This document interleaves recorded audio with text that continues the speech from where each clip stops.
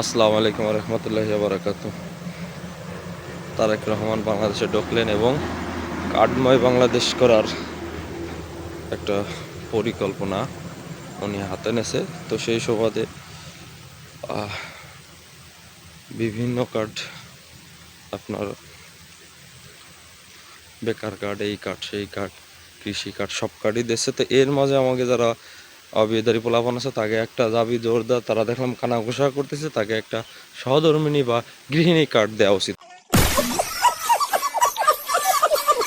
Tension করেন না, আপনারা সে কার্ডও পাবেন, এ থেকে বঞ্চিত যাবেন না। কিন্তু কথা আছে, একজন প্রধানমন্ত্রী এইসব কার্ড মার্ড নিয়ে আলোচনা করলে তাহলে দেশের অগ্রগতি উন্নয়ন কোন দিক দিয়ে হবে? কারণ দেশ তো হতদরিদ্র, তাদের কর্মঠ কিছু করতে হবে। এই এক কার্ডের হিসাব করে প্রতিদিন 6 টাকা হিসেব মাথা পিছু দিয়ে এদের লাভ কিছু হবে না।